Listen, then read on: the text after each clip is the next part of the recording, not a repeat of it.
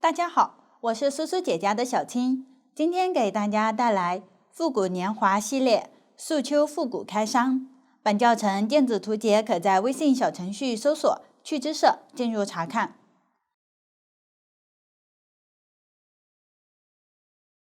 衣服分为右前片、左前片、后片、袖子、钩边和装饰。先分别编织前后片，同时将肩部和身体部分位置进行连接。完成后编织袖子，并进行连接与安装。接着挑门襟和袖口，分别钩边，最后制作和安装装饰。先来编织后片，由这样一列一列的织片连接而成。每条织片都是先起针，往上编织对应织片，之后包边进行收针，然后再挑包边往上编织下一个织片。按照这样的方法，一直织到最后肩部位置，两侧腋窝位置需要进行收针，肩部还需要进行引纺，形成斜肩。中间部分位置需要收针，形成领窝。完成后，再用织条将几个织片进行连接。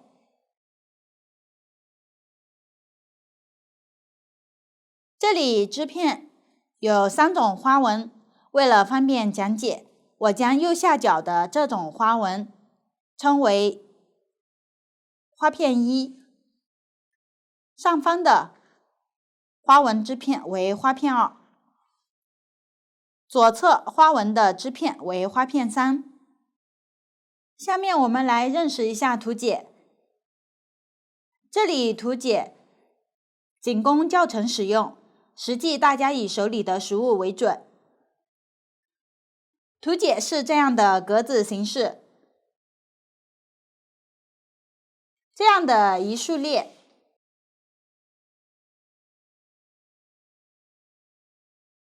就表示一条织片。图中一个格子表示一针，对应编织时的一个线圈。并针的位置，无论是几针并作一针，图解上都是占一个格子。交叉针的位置，有几针交叉就占几个格子。这样空白的区域没有针，不需要编织。这里数每行针数，就数格子的数量，然后与半针上的数量对应。图解侧边的数字表示行数，箭头表示编织方向。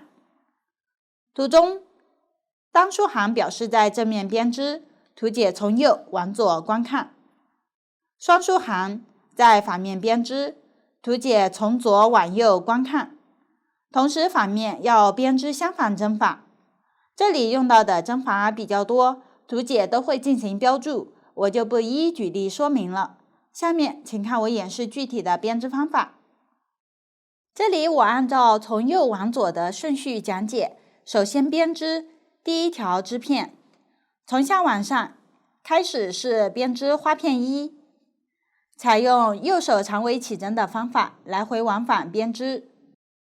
为了方便观看，往后教程使用的线材以及颜色随机，具体的线材、配色以及针的型号可参考对应产品的详情页和纸质图解。首先来起针，请看演示。首先进行长尾起针，起针之前需要将线头预留一定长度，通常是织片长度的3倍左右。具体长度参考图纸，将线头打一个活结。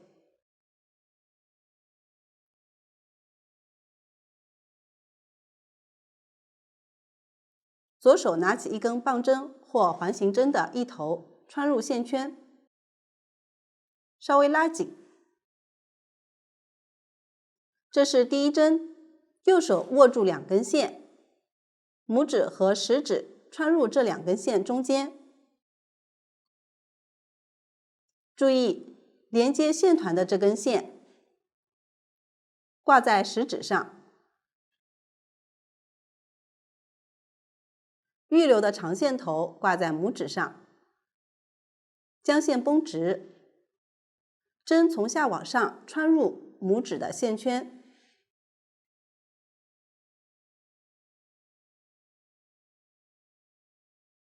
再从后往前挑起食指的线，将线从拇指的线圈中穿过，松开拇指的线，稍微拉紧。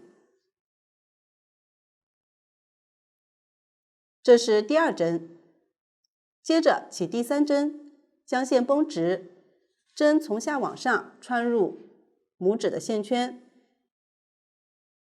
再从后往前挑起食指的线，将线从拇指上的线圈中穿过，松开拇指的线，稍微拉紧，第3针就起好了。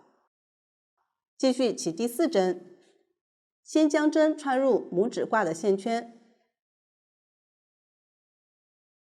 再挑起食指挂的线，并从拇指的线圈中穿过，松开拇指的线，稍微拉紧。第4针就起好了。注意，连接线团的线始终挂在食指上，预留的线挂在拇指上，不要挂错。按照这样的方法继续起针。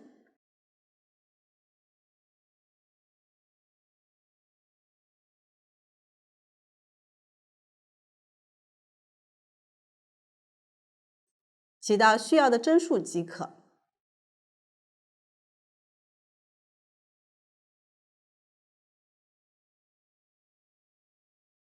这个就是长尾起针法。起针完成后，开始织第1行。这里我用这个小样做演示。先织3针下针，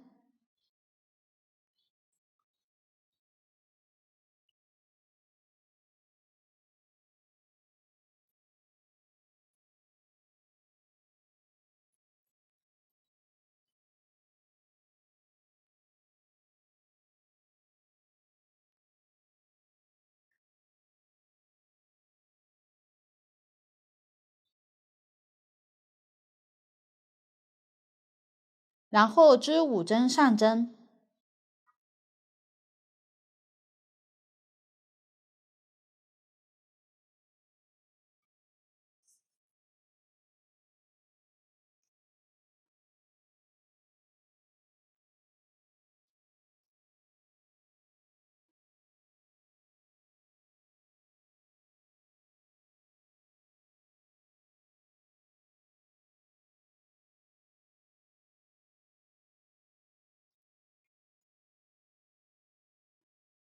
后面交替织3针下针和5针上针。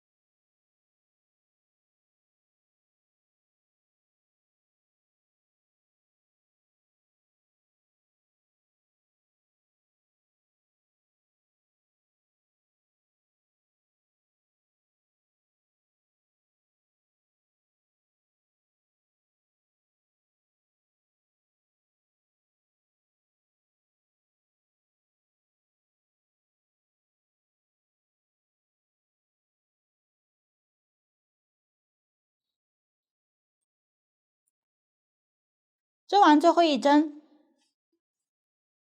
此时第一行就完成了，接着织第二行，翻转织片。这一行在反面编织，注意编织与图解相反的针法。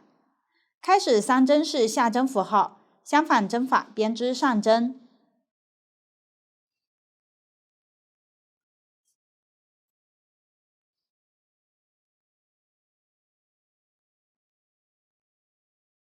完成后，往下5针是上针符号，相反针法编织下针。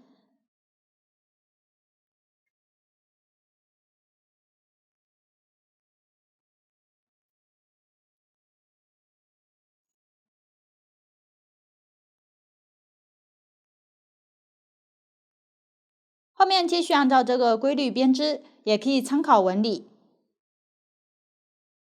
遇到上针纹理，织上针。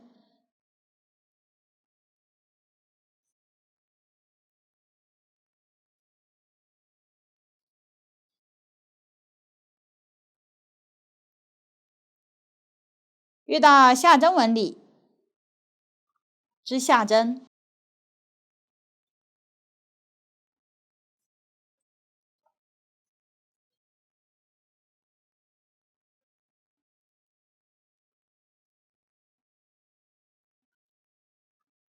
继续往下编织。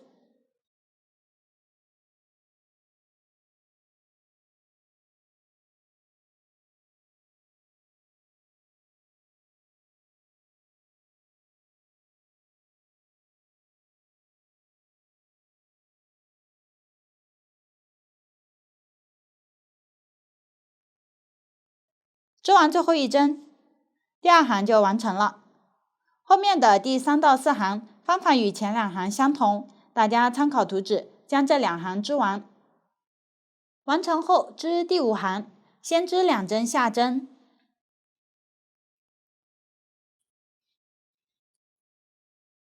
接着织右上2针并1针，往后减称右上并针。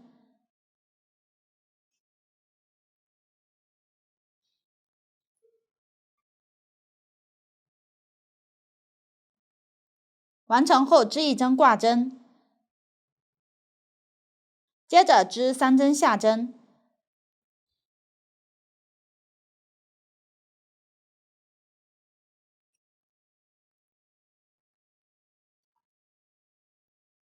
后面织1针挂针，然后织左上2针并1针，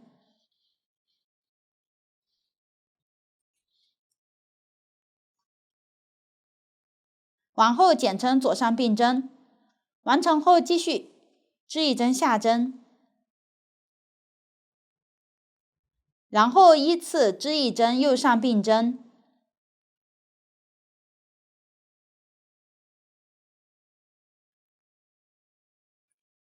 ，1针挂针，3针下针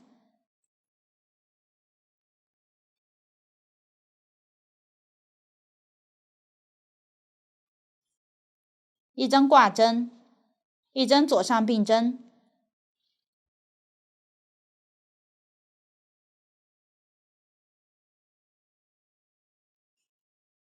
后面对照图纸继续编织。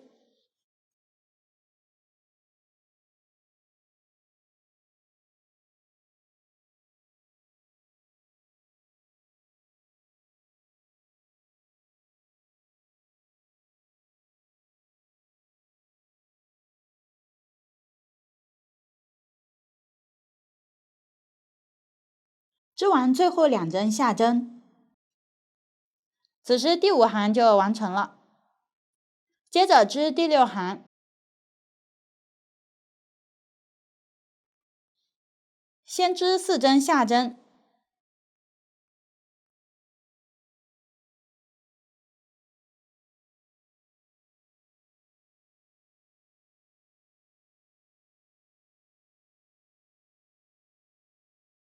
遇到挂针的线圈，直接挑对应线圈编织即可。往后继续参考图纸编织。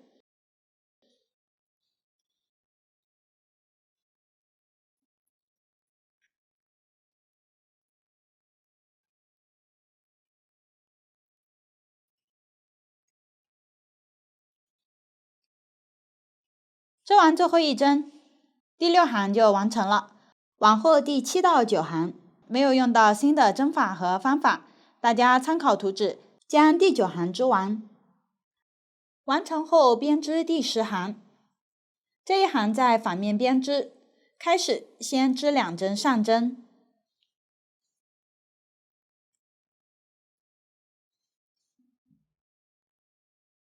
后面是下针左上并针符号，相反针法编织上针左上并针。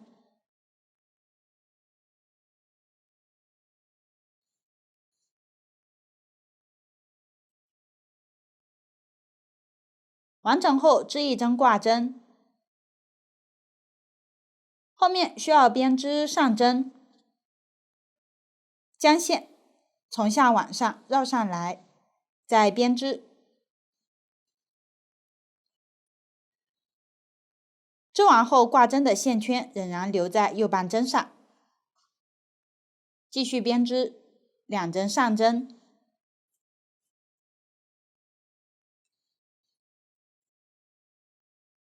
后面织1针挂针。之后图解是下针右上并针针法，同样相反针法编织上针右上并针，将线绕到半针上方。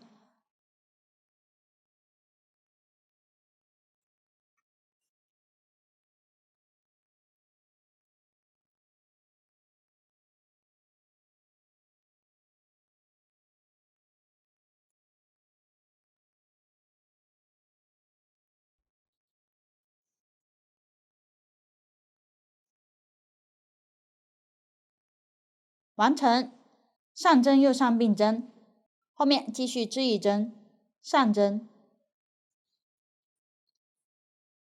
，1针上针左上并针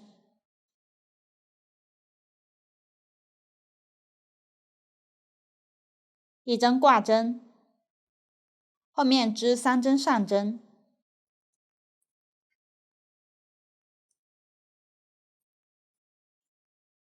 ，1针挂针，然后织上针右上并针，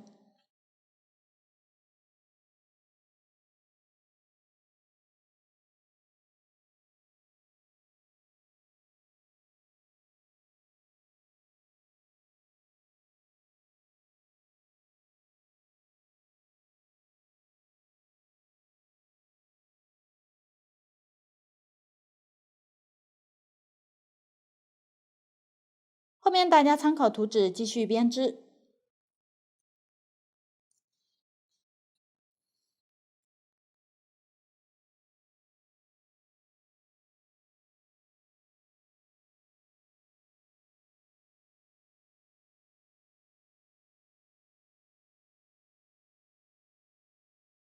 织完最后一针，第10行就完成了。往下大家继续参考图纸，将第29行织完。完成后编织第30行，需要换色。这里我用这个小样做演示，拿起对应的颜色，与之前的线头打结，这里线头稍留长一点，方便后面缠线。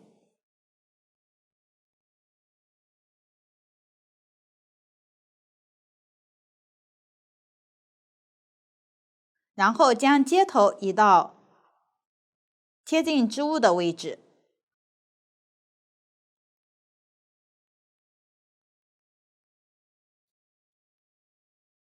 往下使用新线编织1行上针，之前的线头预留长线头后剪断。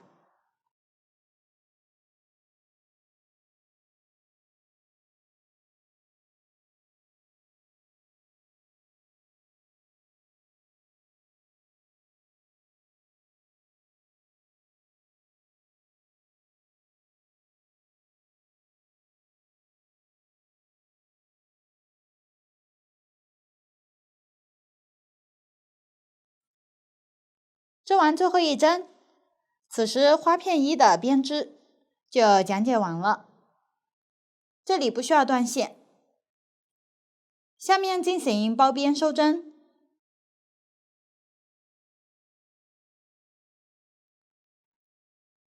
先挑边缘线圈，边织边起3针下针，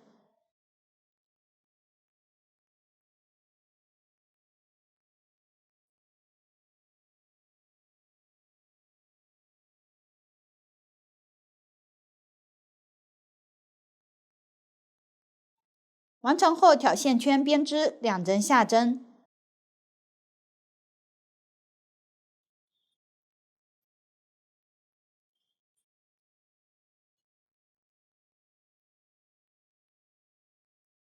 接着挑后面2个线圈织1针并针，这里从线圈的后方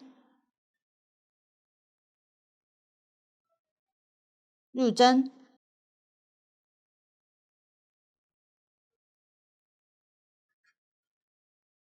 像这样穿过2个线圈织1针下针，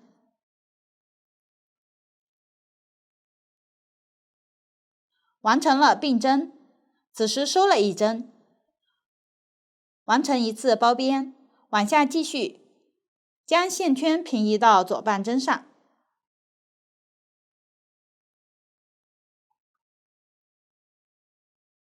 然后按照同样的方法织2针下针。第1针可以稍拉紧一点，然后织并针，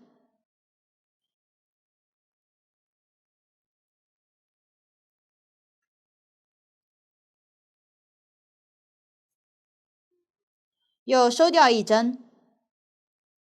往后继续按照这样的方法，边包边边收针。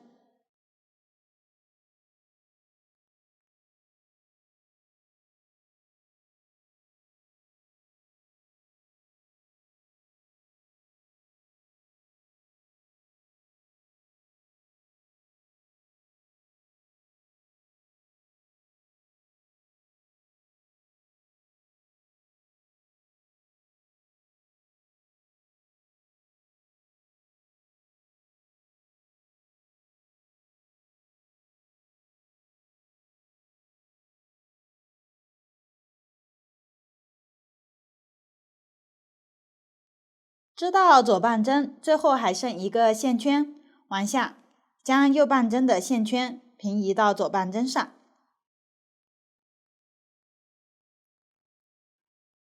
此时一共有4个线圈，下面进行浮针收针，边织下针边收针。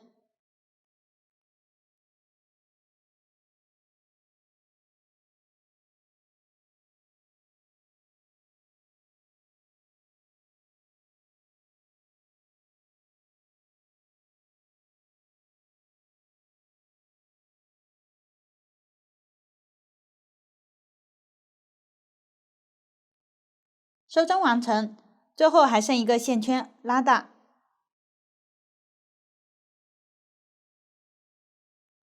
下方预留一点线头，断线，然后将线头从线圈里面穿出，稍微拉紧。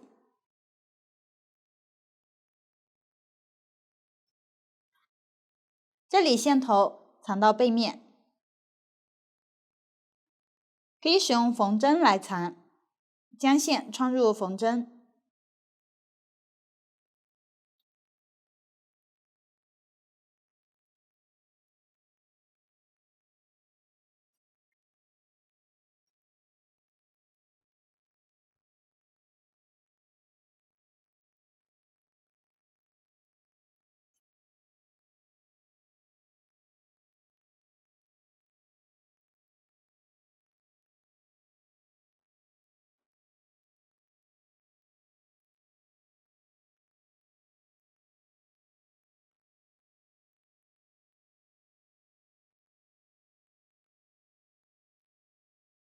大家可以多藏几针，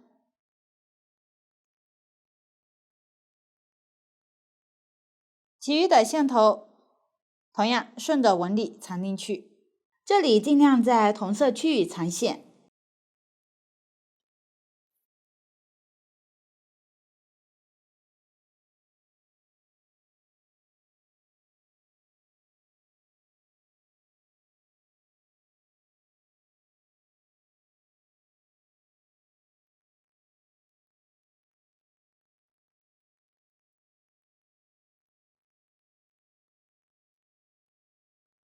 大家可以多缠几针。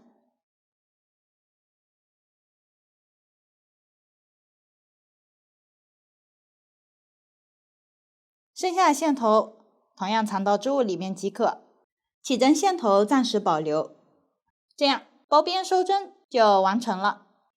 往下编织花片2，先在包边上挑针，我继续用这个小样做演示。将织片的正面对着自己，也就是起针线头在右侧的一面。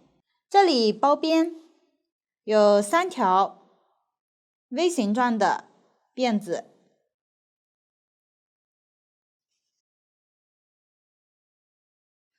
往下都是挑第3条辫子，也就是后方的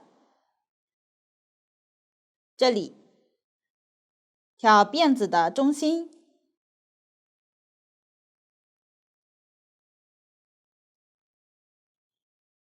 会有这样的一根渡线。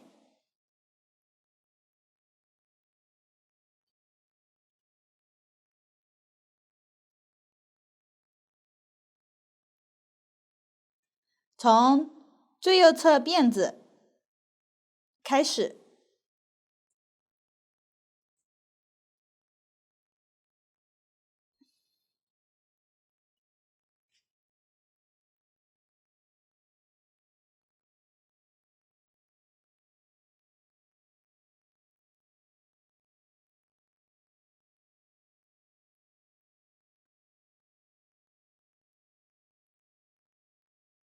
挑起渡线，然后接线。这里花片2需要使用2种线材合并进行编织，将线预留一点线头，打一个活结，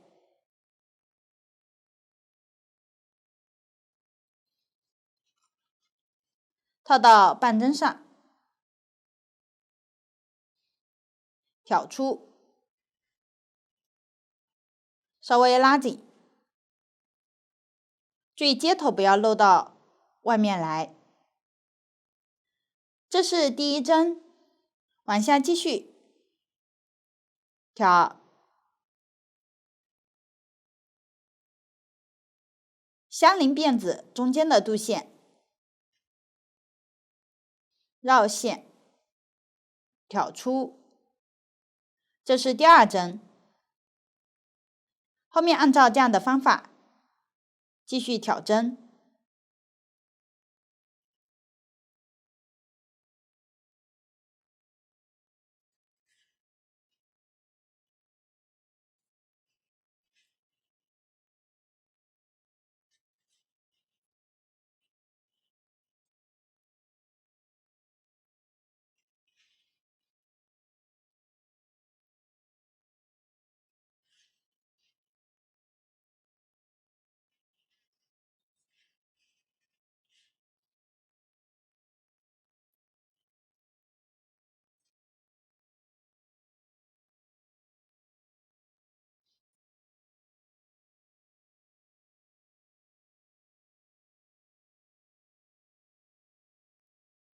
最后一针，如果边缘这里没有渡线，挑大致的一根线即可。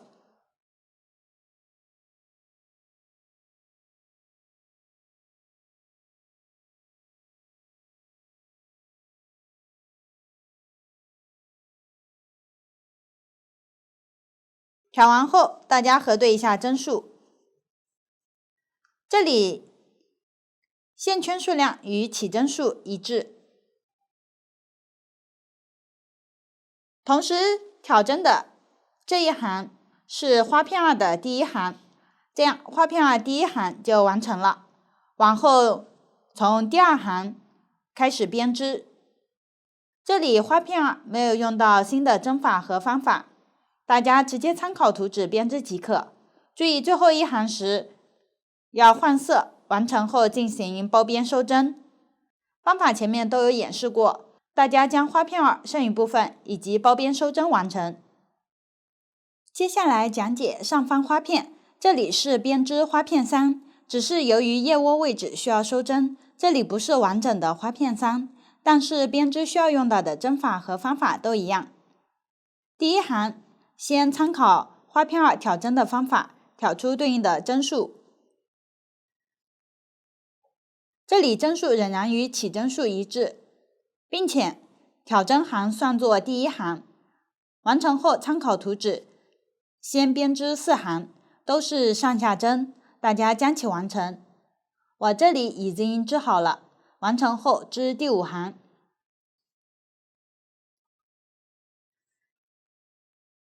先织8针上针，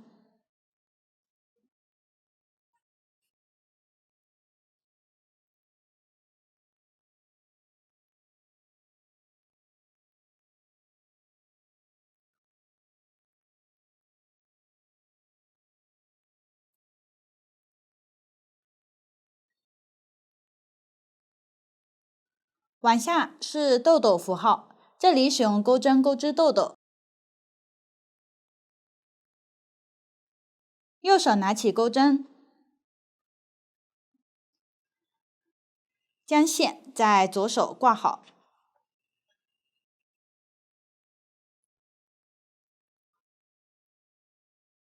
然后穿入左半针的线圈，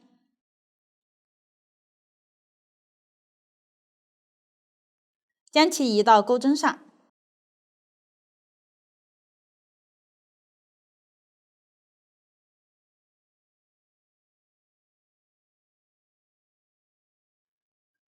往下钩2针锁针，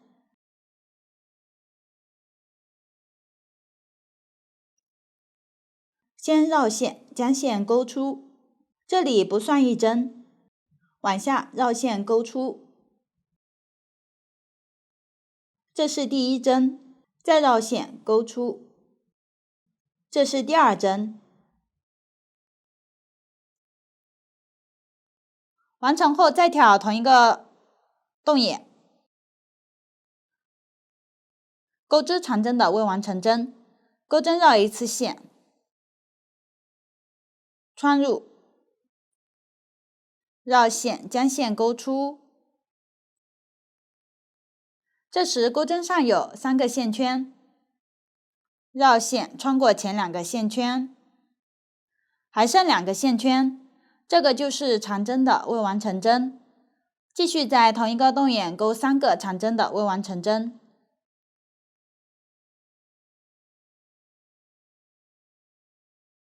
1个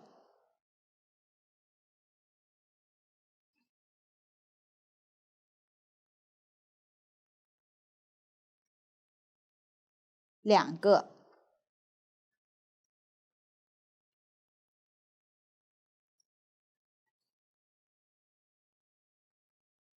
，3个，最后绕线，一次穿过钩针上的所有线圈。接着钩1针锁针固定，然后从下方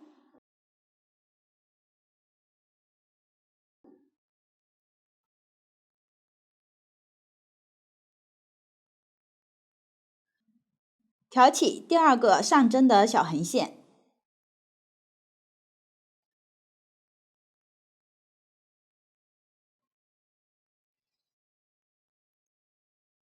钩1针引拔针固定。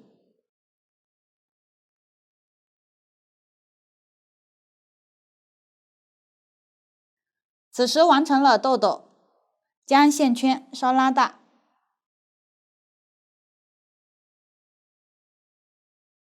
然后移到右半针上。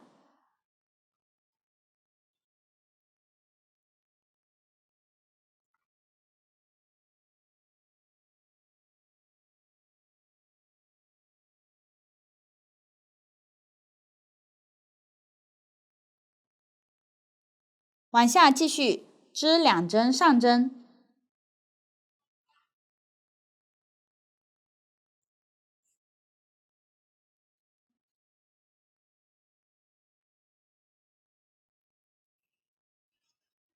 然后织右上2针隔1针上针交叉针。这里借助麻花针辅助，先用麻花针挑下左半针的前2个线圈，然后放于前方，再用另一个麻花针挑下相邻一个线圈，然后放于后方。接着挑左半针，织2针下针，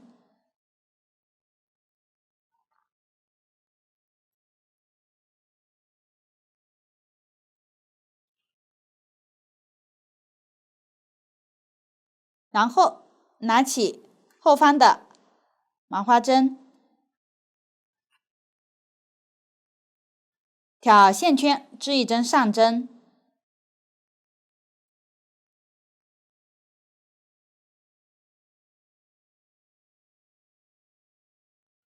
再挑前方麻花针的线圈，织2针下针，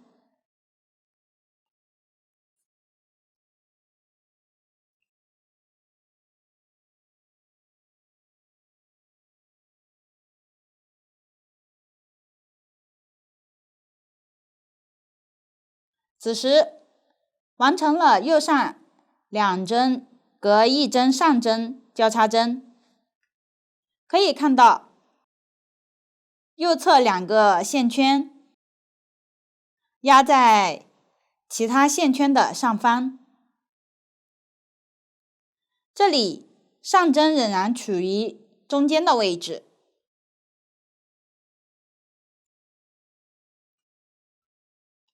往后继续织2针上针，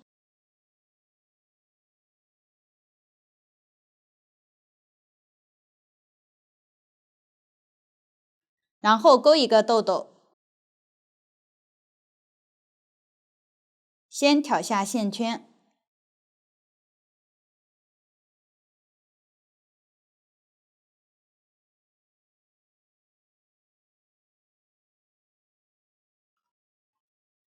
然后钩出2针锁针，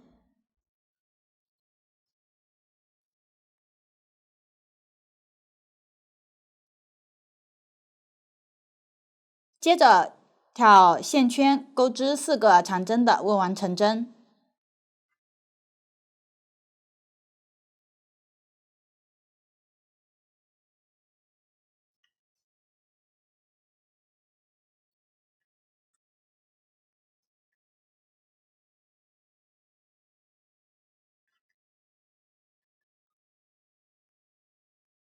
最后绕线一次穿过钩针上的所有线圈，接着钩1针锁针，然后挑下方第2个小横线，从后往前入针，向后挑起，钩1针引拔针，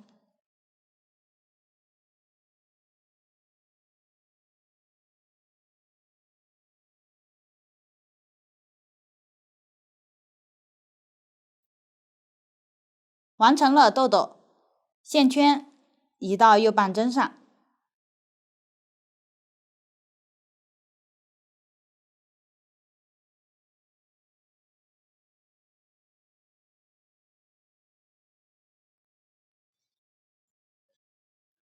往下继续编织8针上针。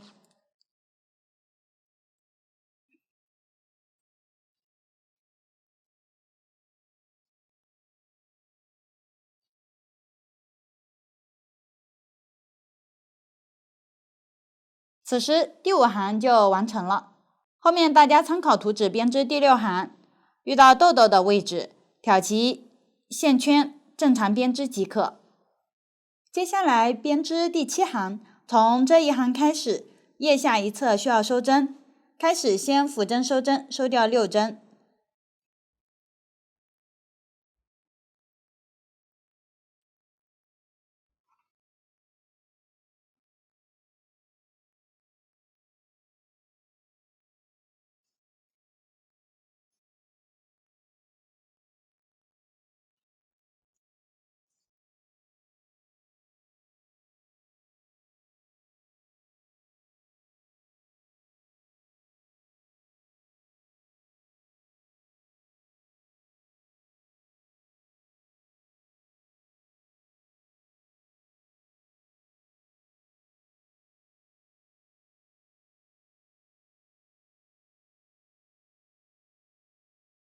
完成后，最后右半针的线圈是收针之后的第一针，则往下继续编织3针上针。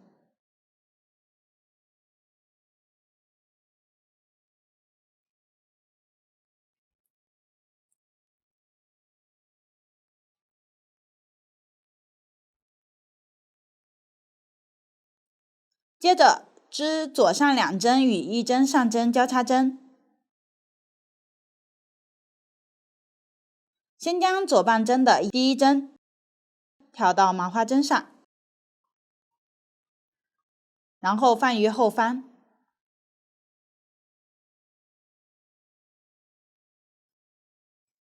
接着挑左半针的线圈织2针下针，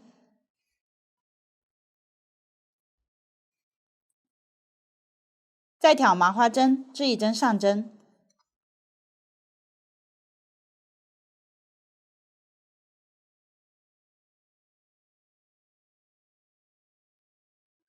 完成了左上2针与1针上针交叉针。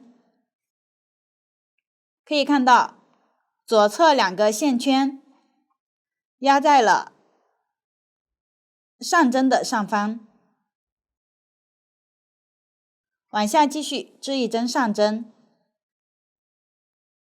后面织右上2针与1针上针交叉针，先将左半针的2个线圈挑下，移到麻花针上，并放于前方，然后挑左半针的线圈织1针上针，接着挑麻花针的线圈织2针下针，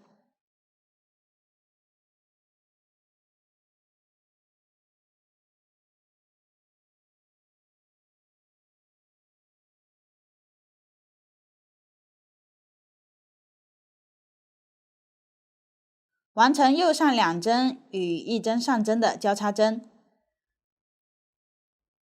右侧2针的线圈压在了上针的上方，后面继续一一对应织上针，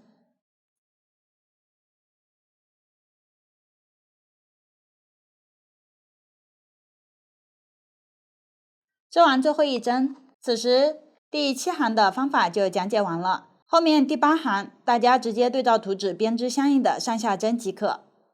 完成后继续编织第9行，开始先参考图纸扶针收针，将对应的针数收掉。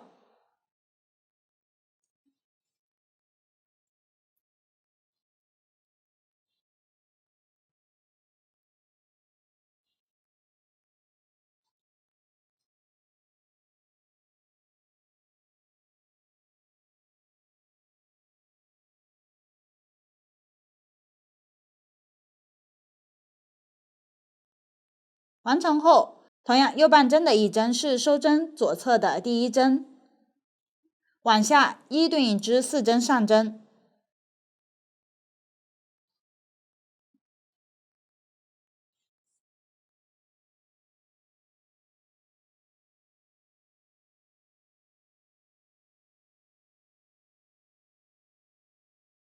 后面编织右上2针与1针上针交叉针，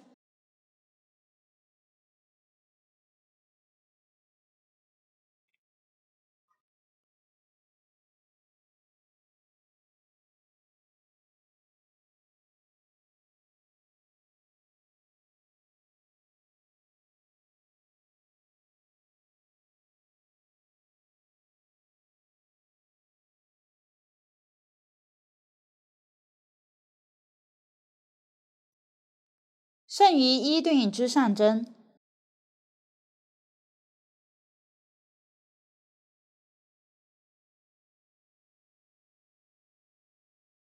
此时第9行的方法就讲解完了。往后剩余行，部分行还需要在腋下的一侧收针，部分行需要编织交叉针以及豆豆。用到的针法和方法前面都有演示过，大家直接参考图纸将剩余行织完即可。注意最后1行时要换色，织完后同样进行包边收针。此时花片3与包边收针就讲解完了。往下讲解这条织片最后一个花片，这是花片1的花纹。同样，由于之前进行了收针，这里花片不完整，同时花片编织时，在最后几行需要进行引反。前面先挑针，然后编织相应针法，一直织到最后还剩3行的位置。我用这个小样演示一下最后3行的方法。这里倒数第3行开始需要引反编织，也就是图解的第26行，在反面编织，先参考图纸织完对应的针数。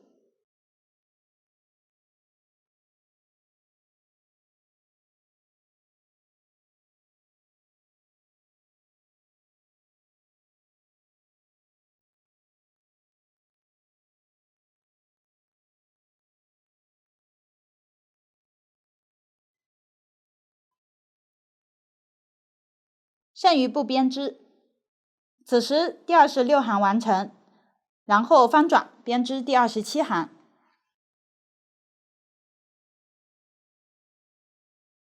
开始需要编织有结的滑针，将线放于右半针上方，然后以织上针的形式从下往上，将左半针的第1针挑下不织，移到右半针上，然后向后拉紧线。此时线圈变成了这样的2根线，这就是有结的滑针。往下正常编织上下针，将这一侧的针数织完。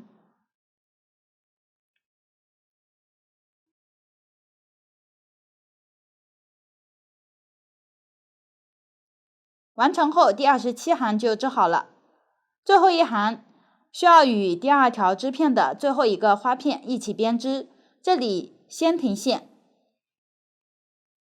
将半针上的线圈进行修针。先取一段其他颜色的线，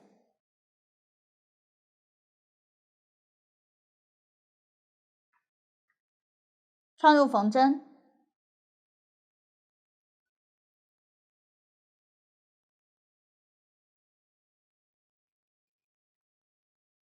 然后将半针上的线圈依次挑下。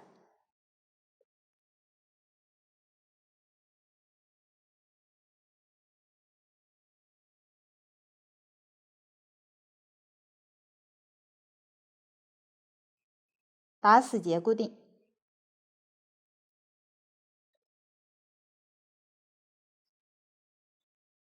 最后的线头预留长线头断线。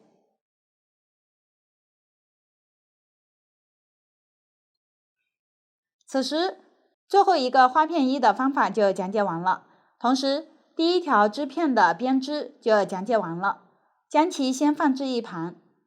下面讲解第2条织片，同样有4个织片，下方的3个织片都是完整的花片。最后一个织片最后几行时，左侧需要进行浮针收针，同时是在正面收针。收完后，下一行在反面编织时需要重新接线，并浮针收针。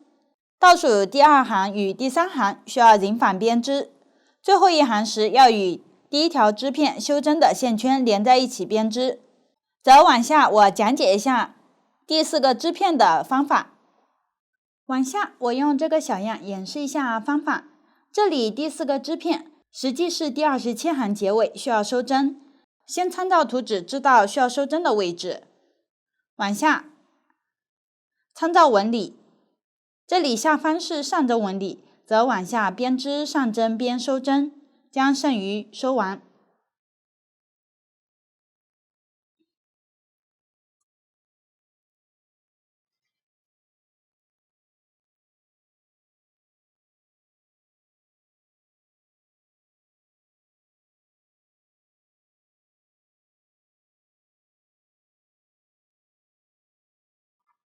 最后预留一点线头断线。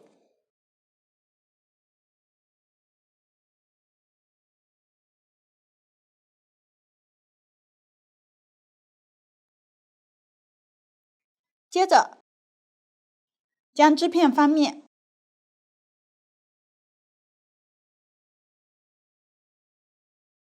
在这一端接线并收掉2针。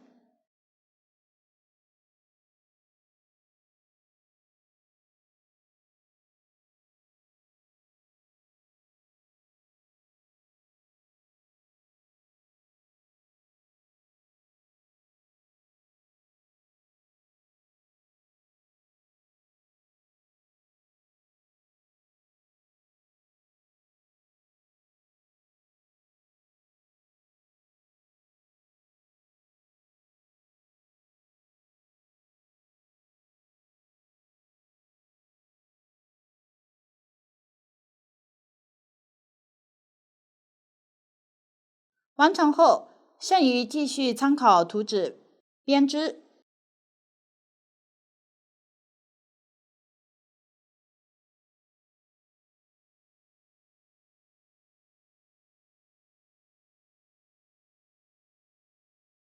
最后剩余2针不织，此时第28行就完成了。接下来编织第29行，开始需要织有结的划针。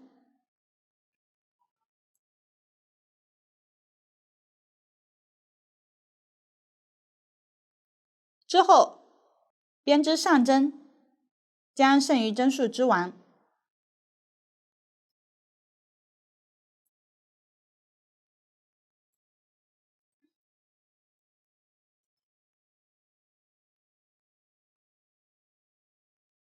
此时第29行完成，下面织最后一行，这里需要将第1条织片最后修针的线圈套到半针上，一起编织。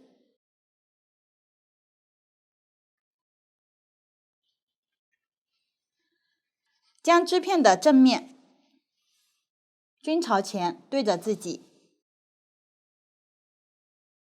然后放于第2条织片的右侧，将线圈挑到半针上。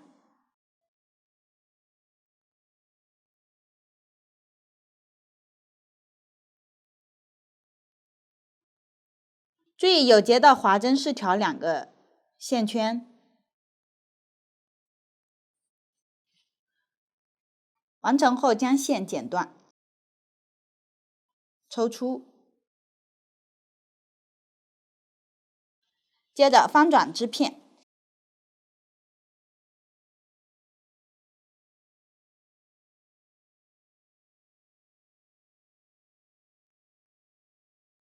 往下开始编织。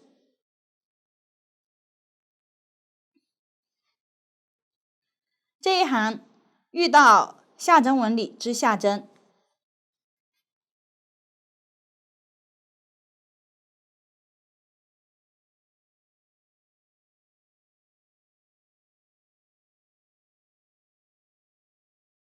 遇到有结的划针，挑2根线，一起编织下针。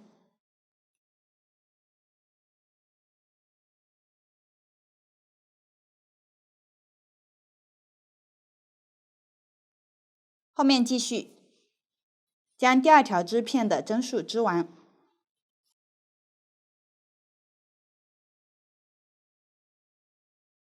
到了第1条织片的位置，同样下针纹理对应织下针，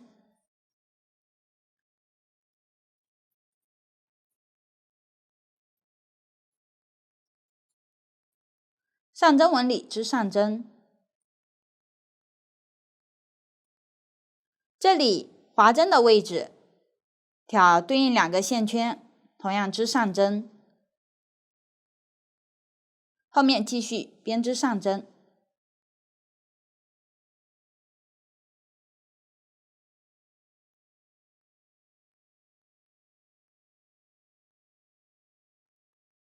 织完最后一针，此时2个织片的最后一行都完成了。这里最后一行的线圈需要进行修针，后面要与前片合并收针，大家将其完成即可。此时第2条织片的编织就讲解完了。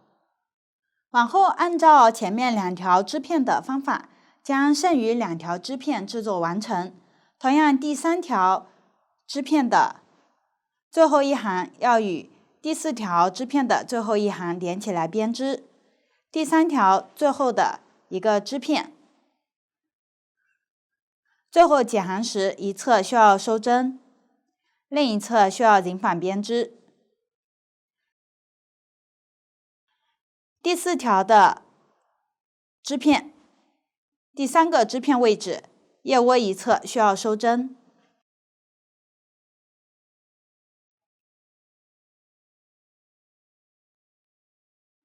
第4个支片，最后解行的位置需要引反编织。织完最后一行，同样需要修针。这里用到的针法和方法前面都有演示过，大家参考图纸，将剩余2条织片完成。完成了所有织片的编织，往下需要将几条织片连接起来。这里需要编织一个织条，然后织条的2侧分别与织片进行缝合。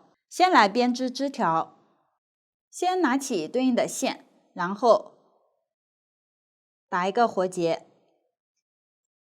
套到半针上，稍微拉紧，往下编织下针编起针，一共起出4针，注意活结的线圈算1针，往下再起3针。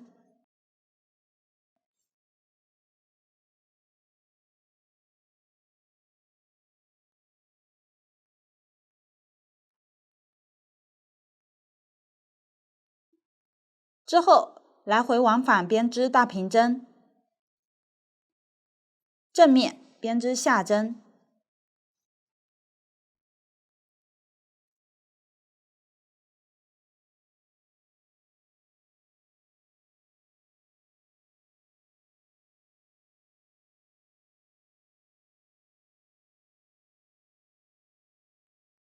反面编织上针，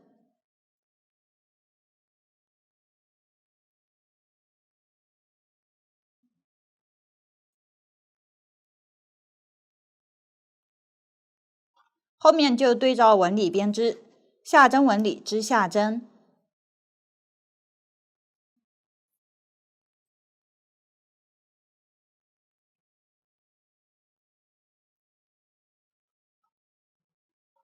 上针纹理织上针。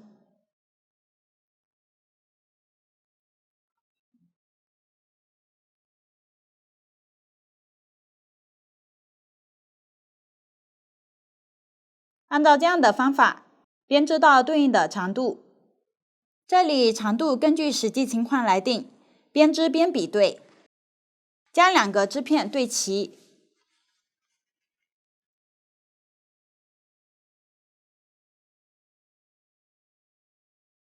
正面朝上，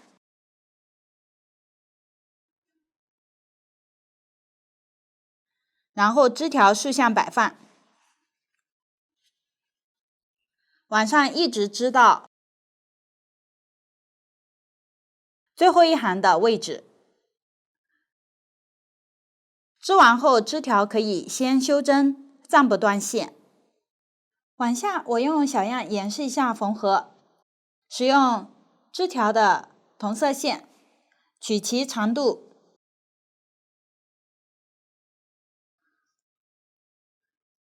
3到4倍的线，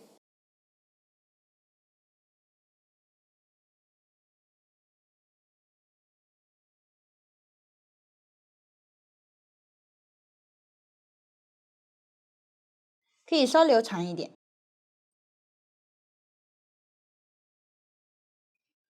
然后将线穿入缝针，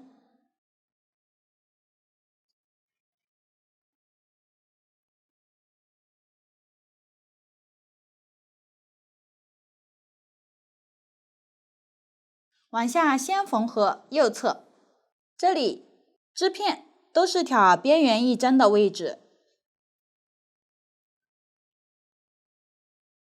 如果边缘是下针，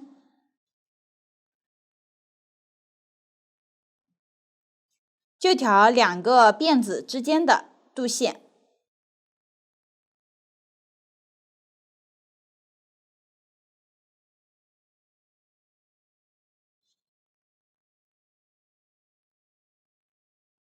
如果是上针纹理，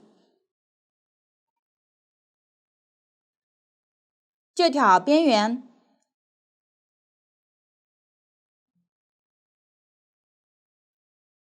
两个凸起小横线之间的横线位置。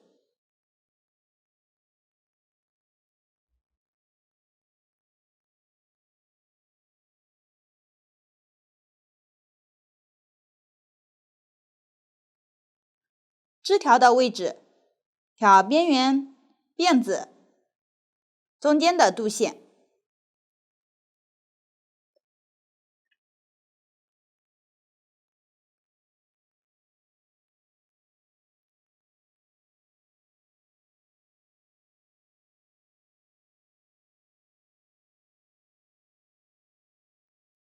然后进行缝合，这里缝合方法也没有要求，只要牢固且美观即可。先挑边缘缝一次，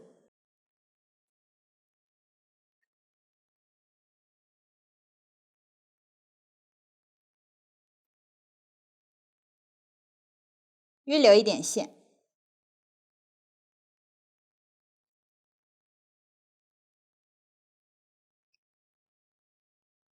之后挑对应位置进行缝合。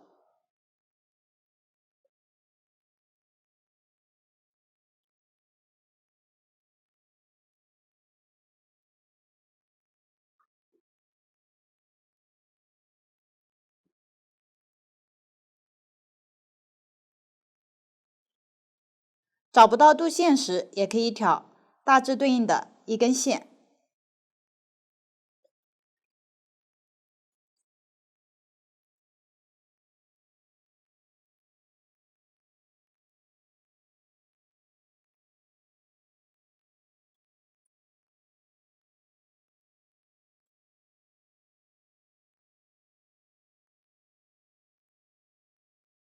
两侧函数不是一一对应，大家在大致对应的位置入针即可。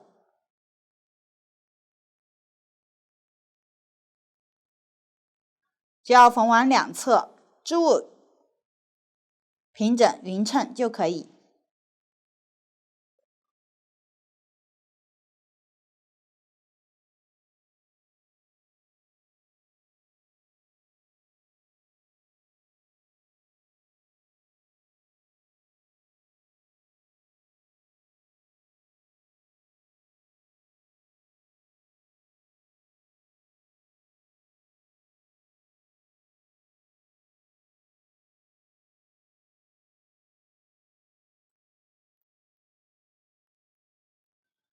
遇到包边的位置，挑边缘大致的辫子缝合即可。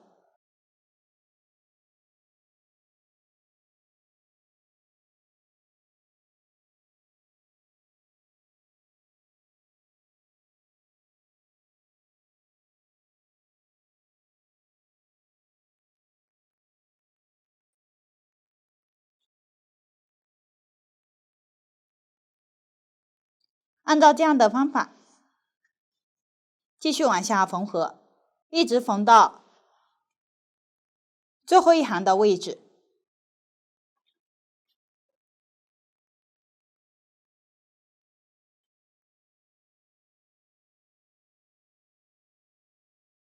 缝到顶部，如果这里织条不够，可以将修针的线圈穿回半针上，继续编织。如果织条过长，可以拆到对应位置，完成后再将织条的线圈扶针收针即可。大家自行完成。最后缠线时，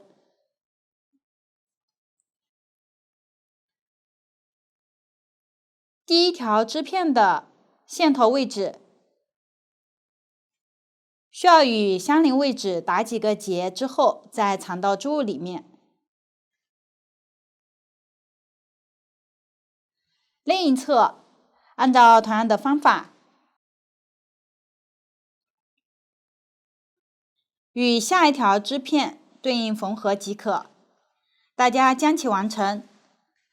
此时这个枝条的缝合就讲解完了。这里后片一共有4条织片，只需要缝合3次。两端织片的边缘暂不缝合。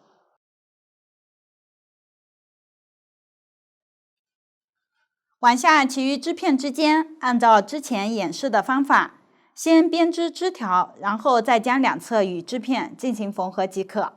大家将其完成。此时缝合就讲解完了。到这里，后片的编织就全部讲解完了。接下来讲解前片，这种方法与后片相同，同样是编织一条条织片，然后将织片缝合起来。这里前片都是只有2条织片，靠腋窝的一侧需要收针，靠领口的一侧也需要收针。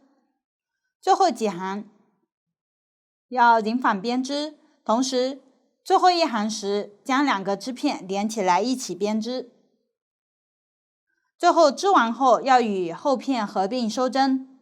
这里除了合并收针是新出现的方法，其他方法和针法前面都有演示过，则往下讲解一下合并收针。大家可以先学习，之后再参考对应图纸编织，请看演示。第一种是针与针连接，这种情况在都是线圈的状态下，比较常用的一种连接方法，就是通过合并收针将织片拼接起来，通常用于前后片的肩部拼接。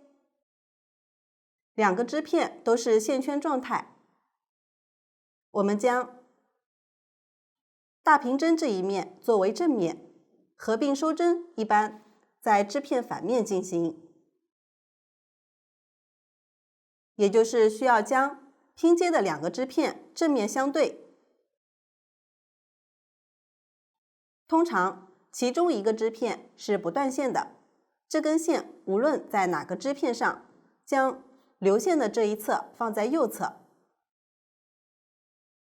一般合并收针时都是边织下针边收针。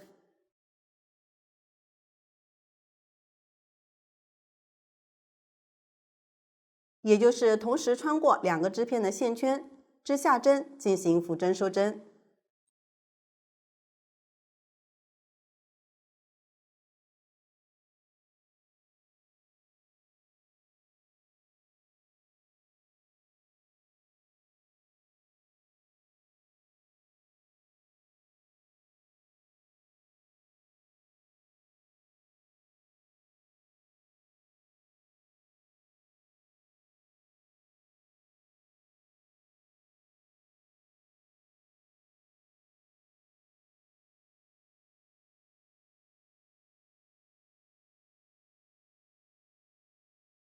2个织片的针数通常是相同的，一一对应编织并收针即可。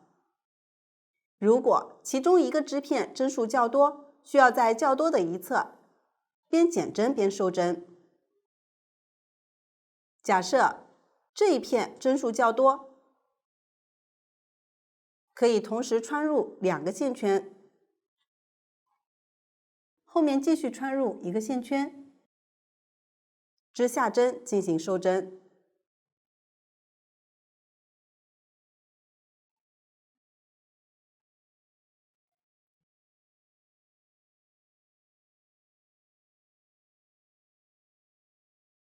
如果是后面这个织片针数较多，就同时穿入后面2个线圈，织下针进行收针。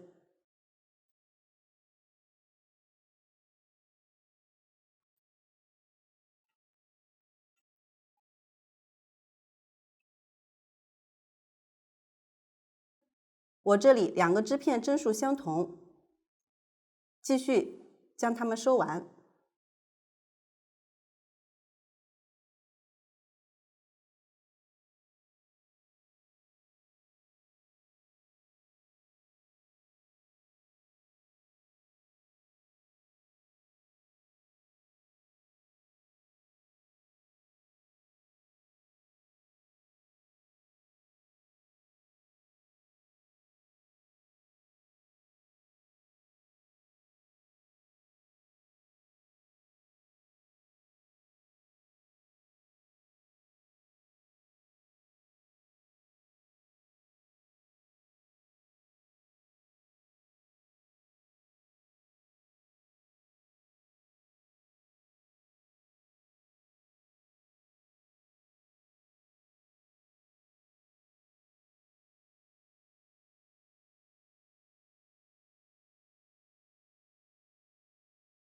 线头打结藏一下即可。